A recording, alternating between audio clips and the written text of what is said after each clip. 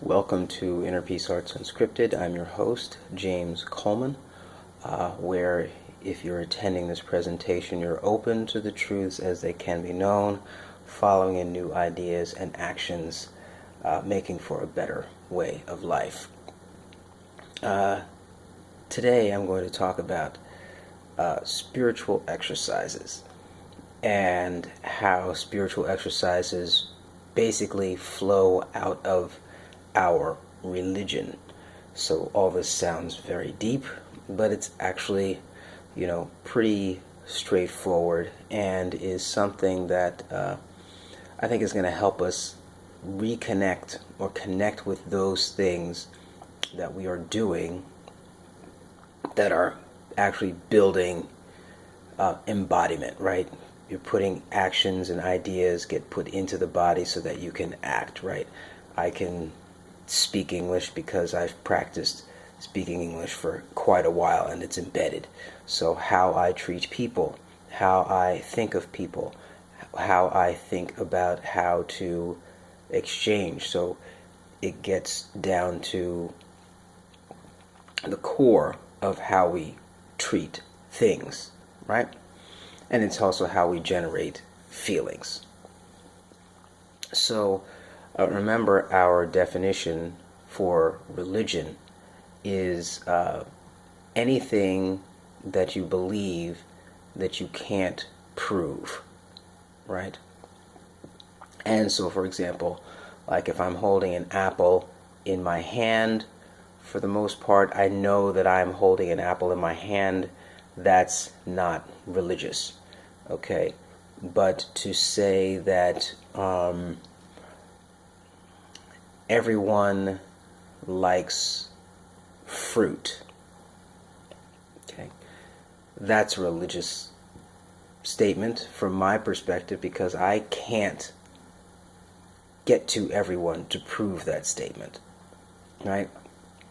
And this is not to say that inference is religious in that sense.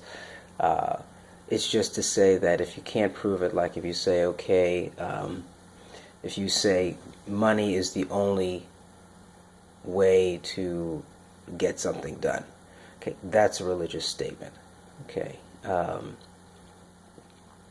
So anyway, that's the basics on religion. Maybe I'll make a video just on that. But here I'm talking about spiritual exercises, and these are those things that you do, things that you say to yourself that support these ideas that can't be proven.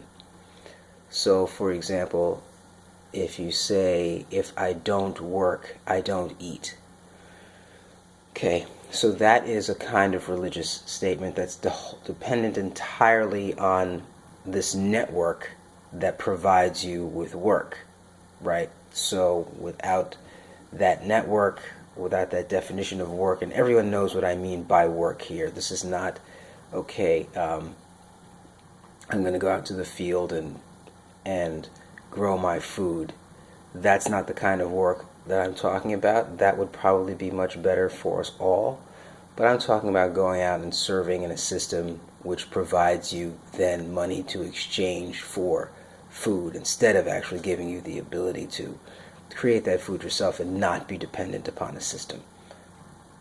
So these spiritual exercises are those things that we say to ourselves and do that support these ideas that can't be proven. Okay, the notion that I have to be in a certain kind of relationship, especially when that relationship is not healthy for you. Okay, those are religious statements, and the spiritual exercise is the support of that statement. So, in other words, spiritual exercises are actually the use of technology in support of a religious idea, right? So, what's some other examples that I can think of? Okay, I like pink, but I want to go over here, right? That's a religious statement in this system, because there's no justification for going there versus going any other place, right? And you can step it back. There's no justification for that agenda other than I want, right? I want is the bottom line, right? We can justify I want with some things, but there's no proving of the I want. It just is. So the things that I do for the I want and in support of it are the spiritual exercises. And I'm generally and on purpose vague about these things, because it's very important for you to start to identify these things in your life, in your context, so that you can see the patterns that unfold you, that make up you, right?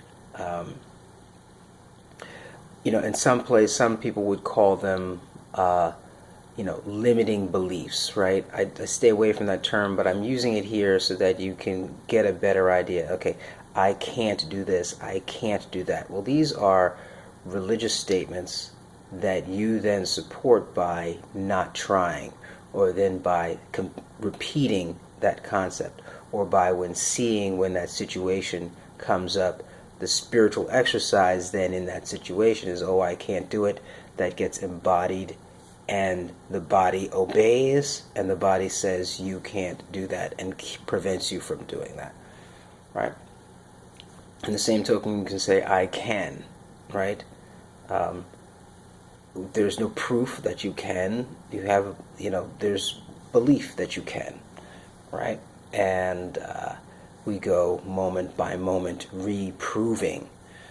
So in the same sense, you can have the religious perspective of you can. Now, which one is going to help you meet your agenda better? More than likely, the one that says you can is going to help you more.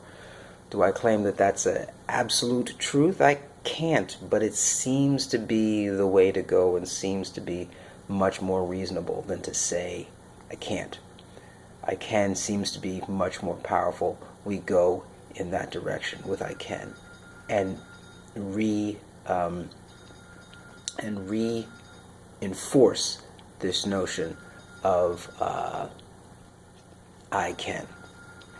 So that's what I wanted to share today. It's short, sweet, to the point.